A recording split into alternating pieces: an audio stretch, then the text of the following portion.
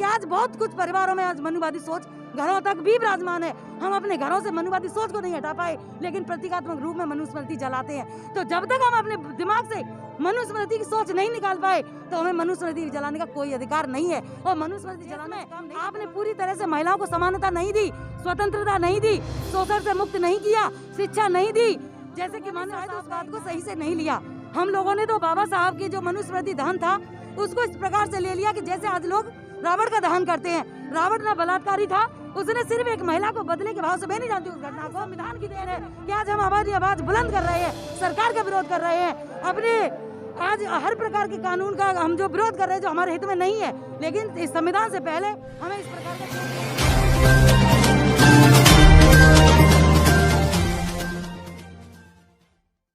नमस्कार। आज हम दिल्ली के सिंघू बॉर्डर पर, जहां पर लगातार तकरीबन 1 महीने से किसान आंदोलन मजबूती पकड़े हुए हैं।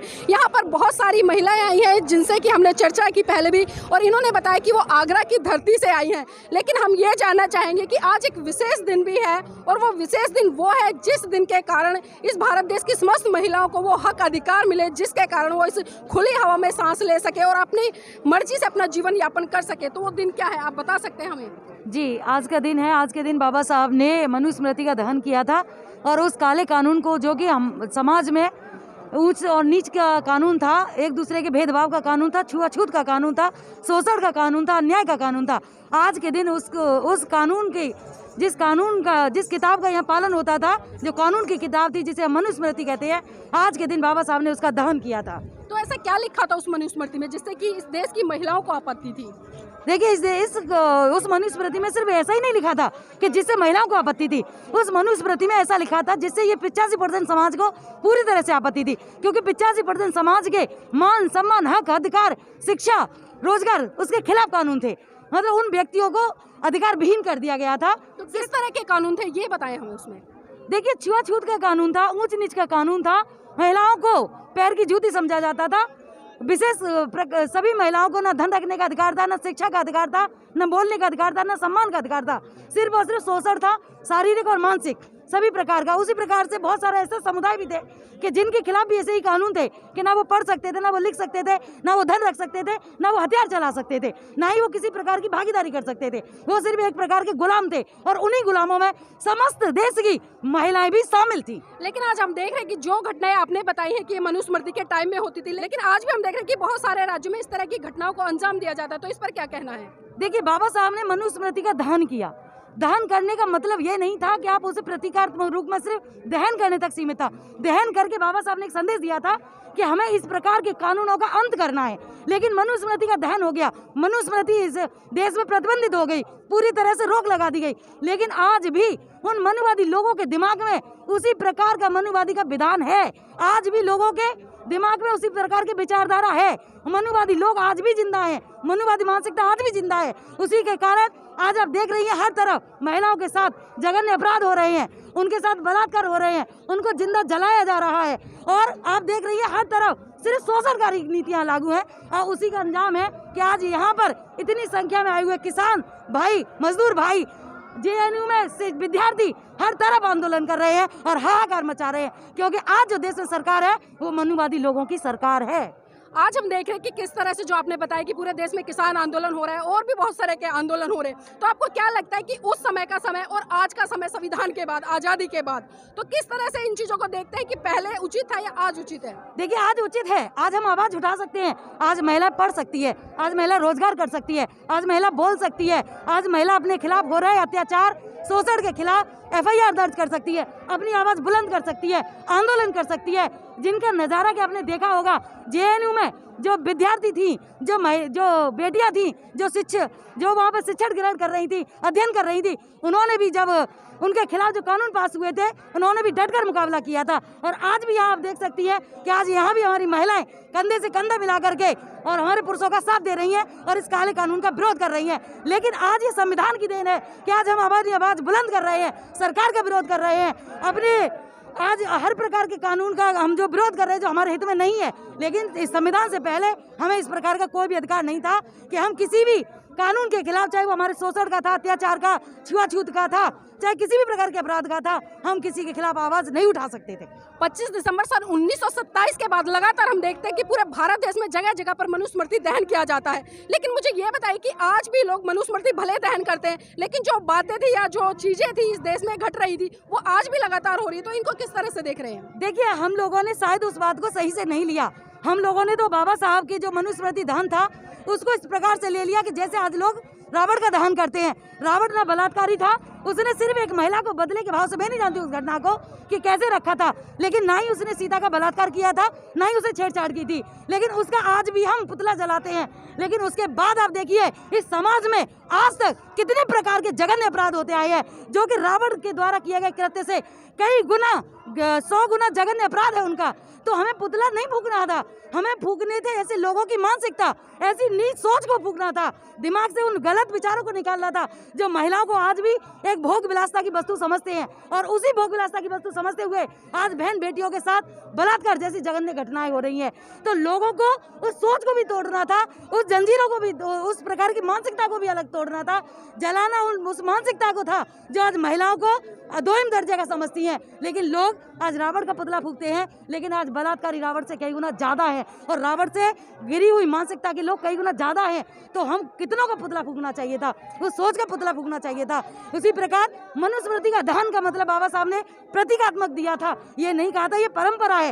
वो परंपरा ये डालने के लिए दिया था कि आप इस प्रकार के जब महिलाओं के बीच में भेद उत्पन्न करते हो, महिलाओं के सम्मान के खिलाफ कानून हो, महिलाओं के खिलाफ सोच हो, अगर उनके खिलाफ जो उनके सम्मान के खिलाफ कोई सोच हो, उस प्रकार की सोच को हमें दहन करना है या दूर करना है या खत्म करना है। लेकिन आज हम उसी सोच में, मनुवादी सोच में, आज ये मनुवादी सोच इस देश में भी है, समाज में भी है। और आज हम यहाँ कह सकते हैं कि आज बहुत कुछ परिवारों में आज मनुवादी सोच घरों तक भी विराजमान है। हम अपने घरों से मनुवादी सोच को नहीं हटा पाए, लेकिन प्रतीकात्मक रूप में मनुस्मृति जलाते हैं। तो जब तक हम अपने दिमाग से मनुस्मृति की सोच नहीं निकाल पाए, तो हमें मनुस्मृति जलाने का कोई अधिकार नहीं है। और मनुस्मृति जलाने से काम नहीं बनने वाला था। यदि बनता तो बाबा साहब इसको हर साल जलाते, जबकि बाबा साहब ने सिर्फ अपने जीवन काल में एक ही बार मनुस्मृति का दहन किया था।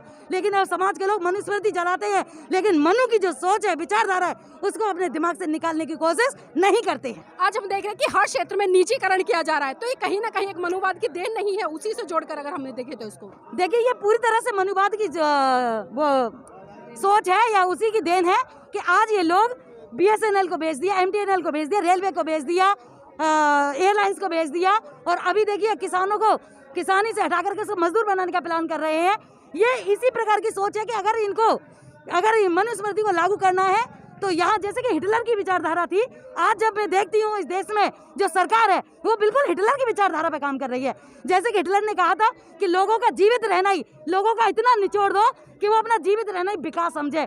तो आज जो किसानों के खिलाफ जो 3 कानून पास किए गए हैं वो इसीलिए पास किए गए हैं कि ये सिर्फ जिंदा तो रह सकते हैं, लेकिन किसी भी प्रकार का आंदोलन या किसी भी प्रकार की खिलाफत में आवाज उठाने लायक नहीं रह सकते हैं। तो आज के दिन पर आज देश की समस्त महिलाओं को, खासकर पुरुष प्रधान समाज को, क्या संदेश देना चाहेंगे? मैं सभी के लिए एक ही संदेश देना चाहूंगी कि यदि आप इस देश में पूरी तरह से समानता, स्वतंत्रता चाहते हैं, शोषण से मुक्ति चाहते हैं, न्याय चाहते हैं, तो अपने घरों में बाबा साहब का दिया हुआ संविधान पूरी तरह से लागू करें और जो मनुवादी की विचारधारा थी या सोच थी उसको पूरी तरह से समाप्त करें। सिर्फ एक मनुस्मृति का दहन काफी नहीं था, ये मनुस्मृति हमारे दिमाग से, हमारे विचार से, हमारी नीति से, हमारे व्यवहार से जब तक इसका दहन नहीं होता है तब तक इस देश में हम किसी भी प्रकार की कोई जंग नहीं जीत सकते हैं। आज ये आंदोलन भी अगर इतनी मजबूती के साथ में खड़ा है तो उसका कारण ये है कि यहाँ आज नौजवान से लेकर के वृद्ध व्यक्ति भी हैं और बच्चे भी हैं, महिलाएं भी हैं और वृद्ध महिलाएं भी हैं और युवा महिलाएं भी हैं और यहाँ बच्चियां भी हैं। आज वो कंधे से कंधा मिला करके हमारे किसान भाइयों के साथ में खड़ी हैं, इसीलिए आज आंदोलन इतनी मजबूती से खड़ा है। यदि इस देश में आपने पूरी तरह से महिलाओं को समानता नहीं दी, स्वतंत्रता नहीं दी, शोषण से मुक्त नहीं किया, शिक्षा नहीं दी, जैसे कि माननीय साहब का एक नारा था कि जिसकी जितनी हिस्सेदारी उसकी उतनी भागीदारी, तो इस देश में 50% महिलाएं हैं, तो हर क्षेत्र में, हर जगह, हर मुकाम पर 50% महिलाएं होनी चाहिए, तभी ये देश पूरी तरह से तरक्की कर पाएगा। लेकिन आज हम देखते हैं कि राजनीतिक क्षेत्र में जो महिलाओं को आरक्षण प्राप्त है संविधान के माध्यम से, लेकिन पार्टियां हम देखते हैं चाहे कोई सी पार्टी हो उस आरक्षण को पूरा नहीं कर पाती, तो इसके पीछे क्या मंशा है? देखिए, इसकी पीछे मंशा आप सभी अच्छी तरह से समझ सकती हैं कि अभी मैंने जो पहले भी जिक्र किया था कि आज देश में जो सरकार है वो मनुवादी सरकार है। वो बेशक संवैधानिक पदों पर बैठे हैं, लेकिन संविधान पदों पर बैठे हुए लोग भी बेझिझक मनुस्मृति की बात करते हैं, उसका समर्थन करते हैं। जबकि आज उन्हें लाभ जो मिल रहा है, जब वो पद पर आसीन होते हैं तो वो सिर्फ और सिर्फ संविधान के माध्यम से आसीन हुए थे। या जिन पदों पर बैठे हैं वो संवैधानिक पद है, न कि कोई धार्मिक पद है और ना ही कोई किसी भी प्रकार के मनुस्मृति में प्रदान किया हुआ पद है। तो वो लोग हर प्रकार से ऐसी कोशिश करते हैं कि महिलाएं जो कि उनके अनुसार पहले भी नहीं समाज में होनी चाहिए थी, वो सिर्फ 4 दीवारी में होनी चाहिए थी। ये तो बाबा साहब की बदौलत है कि वो 4 दीवारी टूट गई और महिलाएं आजाद हो गई। मनुस्मृति में बहुत सारे श्लोक लिखे हुए हैं और वो पूरी की पूरी संस्कृत में है, लेकिन हमने बहुत सारे श्लोक भी पढ़े, उनका अनुवाद भी किया। तो उसमें से मैं एक श्लोक उठाना चाहूंगी और पूछना चाहूंगी। मनुस्मृति में एक श्लोक लिखा है कि जो एक ब्राह्मण वर्ग का व्यक्ति है और जो नीचे जो वर्ग आते हैं उसमें चाहे क्षत्रिय हो, वैश्य हो या शूद्र हो, ये तीनों के तीनों वर्ग, चाहे वो 100 साल के हैं और ब्राह्मण का बच्चा अगर 10 साल का है तो तीनों वर्ग उस 10 साल के बच्चे को अपने पिता की संज्ञा देंगे। तो क्या लगता है आपको ऐसे ग्रंथों को देखकर? देखिए, ऐसे ग्रंथों को देख करके यही लगता है कि आज जो सरकार है वो इसीलिए मनुस्मृति का समर्थन करती है कि वो सिर्फ पैदा होने के नाम पर ही, मतलब वो एक विशेष जाति में या विशेष धर्म में पैदा होने के नाम पर ही चाहती है कि वो सर्वोच्च स्थान पर बैठ जाए, बाद बाकी के लोग सभी उसके गुलाम की कैटेगरी में आ जाए। मुझे समझ में नहीं आता कि मनुस्मृति में सिर्फ एक वर्ग है जिसको कि सर्वोच्च स्थान प्राप्त था, बाद बाकी के जितने लोग थे, जिन्हें जो वर्ग है वो 3.5% है, बाद बाकी के जो 97% लोग थे उन्होंने अपने आप को नीच कैसे स्वीकार कर लिया। आप देख सकती है कि मनुस्मृति के अनुसार सिर्फ एक वर्ग को छोड़ करके ब्राह्मण वर्ग को, बाद बाकी के सभी नीच है। कोई किसी से नीचे, कोई किसी से नीचे, लेकिन खुश हो जाते हैं कि वो कोई ना कोई किसी से ऊंचा तो है ही है। लेकिन कैसे स्वीकार कर लिया कि एक व्यक्ति सर्वोच्च है और एक व्यक्ति सबसे नीचा भी है। तो जैसा कि आज जो सरकार चाहती है या मनुवादी लोग चाहते हैं, वो ये चाहते हैं कि हम बिना संघर्ष किए, बिना किसी भी प्रकार की प्रतियोगिता में आए हुए, वो स्वतः प्रतियोगिता नहीं चाहते हैं, हम सर्वोच्च स्थानों पर बैठे रहें, बाद बाकी के लोग हमारे गुलाम बन के रहें। मुझे एक बात और बताइए, मोदी जी या मोदी भक्त या बहुत सारे लोग ये कहते हैं कि जो भारत वो हिंदू राष्ट्र है, लेकिन हम देखते हैं कि जो भारत है उसमें बौद्ध भी रहते हैं, सिख भी रहते हैं, जैन भी रहते हैं और बहुत सारे धर्मों के लोग रहते हैं और हमारा संविधान उन्हें स्वतंत्र रूप से रहने की आज़ादी देता है। लेकिन कहीं ना कहीं सरकार ये एक ही दिशा में मोड़ कर ले जाना चाहती है कि इस देश को हिंदू राष्ट्र घोषित करे। तो क्या ऐसा लगता है कि इस देश के समस्त लोग या समस्त धर्मों के लोग इस देश में हिंदू धर्म को ग्रहण करेंगे? नहीं, देखिए, बाबा साहब ने संविधान में सबको धार्मिक स्वतंत्रता दी थी, हमारा मौलिक अधिकार है धार्मिक स्वतंत्रता। तो मोदी जी को किसी ने भी अधिकार नहीं दिया है कि आप हमको हिंदू घोषित करिए। मोदी जी या आरएसएस के लोग या बीजेपी के लोग अपने एक एजेंडा के तहत हम लोगों को, जब हिंदू मुसलमान की बात होती है तो हम हिंदू हो जाते हैं। और जैसे ही हम लोग, जैसे कि आज आप देख सकती हैं कि आज हमारे सिख भाइयों ने या जाट भाइयों ने सरकार के खिलाफ जब आवाज़ बुलंद की है तो उनको, किसी को कनाडा से आया हुआ दलाल घोषित कर दिया गया है, किसी को पाकिस्तानी घोषित कर दिया गया है, किसी को आतंकवादी घोषित कर दिया गया है। तो आज हम हिंदू नहीं हैं। सरकार को जब वोट चाहिए होता है तो एक हिंदुओं का एजेंडा ले आती है, और मुसलमानों के खिलाफ करना होता है तो हिंदुओं का एजेंडा ले आती है। उनको हिंदुओं का एजेंडा करके सबको लगता है कि हम एक हो जाते हैं। लेकिन जैसे ही सरकार में हम लोग आते हैं और अपनी आवाज़ बुलंद करते हैं, सरकार के खिलाफ आवाज़ उठाते हैं, तो हम जातिगत हो जाते हैं। एक जाते जाते आपसे आखिरी सवाल लेना चाहूंगी। हम अक्सर देखते हैं कि इस भारत देश में, बल्कि हम कहेंगे कि पूरी दुनिया में विशेषकर से 2 जातियां पाई जाती हैं। एक है मनुष्य की जाति और एक है जो जानवर होते हैं उनकी जाति। तो इन दोनों जातियों को आप किस तरह से देखते हैं, खासकर आज की वर्तमान सरकार के संदर्भ में? देखिए, वर्तमान सरकार के संदर्भ में आप देख सकती हैं कि अगर मैं जातियों की बात करूं तो मुझे इंसानों 2 जाति दिखती है, एक महिला दिखती है, एक पुरुष दिखता है। न महिला को पूछने की जरूरत पड़ती है कि आप महिला हैं या पुरुष हैं, ना पुरुषों को देखने की जरूरत पड़ती है, हम देख करके ही अंदाजा लगा लेते हैं ये महिला है, ये पुरुष है। इसे तो आप जाति कह सकती हैं। और जातियाँ जानवरों में भी आप देखिए कि घोड़े की जाति होती है, गधे की जातियाँ होती हैं, बकरी होती है, जिन्हें आप देख करके ही अनुमान लगा सकती हैं। क्या कभी किसी गधे से पूछा जाता है तू गधा है कि घोड़ा है, कि वो बताएगा? लेकिन इंसानों में जब तक आप पूछोगे नहीं, या उनके पहनावे से आप जान सकती हैं कि कुछ विशेष लोगों का अपना पहनावा है, कि उनसे जान सकती हैं।